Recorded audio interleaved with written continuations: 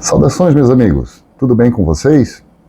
Pessoal, como eu tinha me comprometido, oportunamente eu iria voltar aqui para a gente discutir e debater algumas coisas que estão sendo tratadas no nosso dia a dia e que implicam numa análise jurídica para que a gente possa melhor compreender o que de fato está acontecendo no nosso Brasil. Tá? Hoje eu estou pulando uma etapa devido a essa notícia que saiu aí nessa última quarta-feira, tá? Uma notícia relacionada a um órgão do Poder Judiciário. Eu não queria ter que tratar isso com vocês já, eu estava programado para montar uns outros vídeos, uns 2 ou 3 vídeos que seriam introdutórios para que a gente pudesse entender um pouco mais das bases do direito e poder tratar de forma mais confiante outros vídeos que estão por vir. Mas, devido ao interesse dessa notícia que eu vou tratar aqui com vocês, eu resolvi momentaneamente pular aquela etapa e já trazer esse assunto aqui, tá? O que é esse assunto aqui que a gente vai tratar? É uma notícia que foi veiculada na Gazeta do Povo e também em outros vários órgãos da imprensa. Estou falando dos sites menores, tipo Conexão Política, Gazeta Brasil, até a Revista Oeste, né, que são outras alternativas à grande mídia. Certo? E também porque eu estou vendo que esse assunto causou um pouco de, até bastante, vamos falar a verdade, tá? Bastante barulho no Twitter, porque algumas pessoas estão depositando a esperança de que aquele tribunal vai ser o competente para ajudar alguns interessados nesse momento crítico que a nossa nação vem vivendo. Eu ainda não estou preparado a ponto de ter uma conjugação dessa câmera que está me filmando, a câmera do meu telefone, e a tela aqui. Eu estou aprendendo aos poucos, como eu falei para vocês, mas vamos tocar aqui, eu vou ler essa notícia para vocês e vamos tentar numa próxima oportunidade que eu faça isso mostrando a notícia para vocês em vídeo.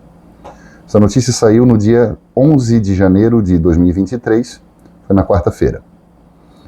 STM nega habeas corpus coletivo para manifestantes em quartéis. Abre aspas, cenário criminoso. Não tem o nome do jornalista, foi a própria Gazeta do Povo que assina a matéria. Vou ler os pontos principais aqui da matéria. O ministro Péricles Aurélio Lima de Queiroz, presidente em exercício do Superior Tribunal Militar, negou um pedido de habeas corpus coletivo preventivo em favor dos manifestantes do acampamento montado em frente ao Quartel-General do Exército, em Brasília. O requerimento foi feito pelo advogado Carlos Alexandre Clomfas, após a decisão do ministro Alexandre de Moraes, do Supremo Tribunal Federal, que na segunda-feira, dia 9, ordenou a retirada do acampamento do DF, do Distrito Federal, e em todo o país em um prazo de 24 horas. Na decisão despachada no dia 9, entretanto, o ministro do STM aponta a gravidade da situação que classifica como afronta ao Estado democrático do direito. Abre aspas, o grave cenário criminoso ocorrido no último domingo não revela manifestação com fins pacíficos. Ao revés, indica conjuntura extremamente grave do ponto de vista político e jurídico, com preocupante afronta ao Estado democrático de direito. Nesse contexto, por óbvio, tal movimento não encontra guarida na Constituição e nas demais normas do ordenamento jurídico brasileiro, aponta Queiroz. O ministro do STM alegou ainda que não compete à Justiça Militar a análise do pedido de habeas corpus.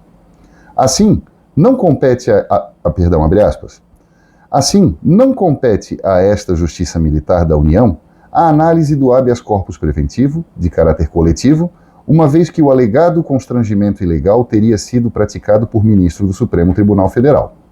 Como é notório, no âmbito da repartição das competências constitucionais atribuída ao Poder Judiciário, o Superior Tribunal Militar encontra-se subordinado à Corte Suprema e não caberia questionar suas decisões, diz a decisão. Então, essa é, em síntese, os pontos mais importantes dessa decisão. Tá? O que a gente vai enfrentar aqui e analisar com base no direito, certo? O que está por trás disso? A gente está diante de uma decisão dada pelo STM contra uma decisão do Supremo Tribunal Federal que trata da competência de atuação dos ramos do Poder Judiciário, certo? E onde é que a gente acha no ordenamento jurídico essa divisão de competências? Quero só fazer um parênteses rápido para vocês. O Poder Judiciário brasileiro ele é dividido em 5 esferas. a Justiça Comum, a Justiça Federal, a Justiça do Trabalho, a Justiça Eleitoral e a Justiça Militar. Eu vou, oportunamente, também fazer um vídeo explicando para vocês as competências de cada uma delas, vai ser um vídeo um pouco mais longo, certo? Mas para a gente entender que, às vezes, se a gente pretende buscar o nosso direito, nós temos que buscar o ramo do Poder Judiciário correto. Não adianta a gente prever uma questão trabalhista e entrar, por exemplo, na Justiça Eleitoral. Como, da mesma forma, questionar a respeito de um crime eleitoral, o Ministério Público Eleitoral não vai procurar na Justiça do Trabalho. E assim sucessivamente. Por quê? Porque a Constituição, ela, ao dividir os poderes e os ramos desse poder, ela atribuiu a cada ente jurídico qual o papel dele frente ao Poder Judiciário. Então, revolvendo a Constituição, nós vamos achar lá no artigo 124 da Constituição o seguinte. Artigo 124. A Justiça Militar compete processar e julgar os crimes militares definidos em lei. Ponto. Mas o que são esses crimes militares? Os crimes militares, eles são, em sua maioria, são aqueles que estão previstos no Decreto 1001 Decreto-Lei número 1001 de 21 de outubro de 1969, o tão conhecido Código Penal Militar, certo? Pois bem, poucos exemplos de crimes que estão lá dentro desse Código Penal Militar. Insubordinação, crime de espionagem, certo? Crime de deserção, certo?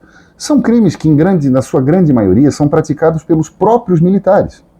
E, por opção lá do Constituinte de 88, ele quis que no Brasil existisse um ramo da justiça que se ocupasse especificamente desses crimes para que fossem julgados, a fim de que outros ramos da justiça não fossem contaminados e também não fossem entupidos com mais demandas que seria de uma justiça especializada.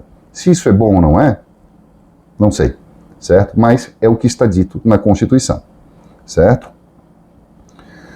Pois então, pessoal, se a gente está falando de crime militar, a gente está falando dos crimes que estão previstos lá nesse tal Decreto-Lei número 1001, o Código Penal Militar. O ato atacado naquele habeas corpus foi uma decisão do Supremo Tribunal Federal, certo? Como a gente viu, se a decisão do Supremo Tribunal Federal não constitui, como de fato não constitui, um crime militar, o STM não tem competência para fazer qualquer juízo de valor em seus julgados, em suas análises, frente a esta questão que foi posta no habeas corpus, certo?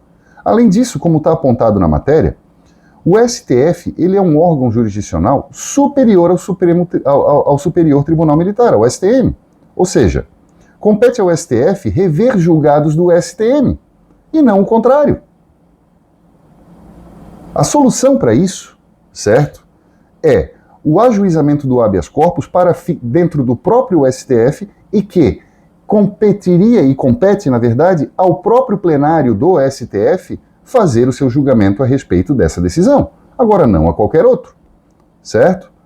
Então, pessoal, agora, já como fechamento do vídeo, o que eu quero dizer para vocês é que, especialmente a esse pessoal do Twitter, que acredita nessas postagens, digo eu, com convicção, de pessoas maldosas, que criam expectativa em certas pessoas que estão menos avisadas sobre o que de fato a lei diz, não deposite esperança nesse tipo de notícia, certo? Se você acha que isso vai atender ao seu interesse, ao seu âmago, à sua ansiedade.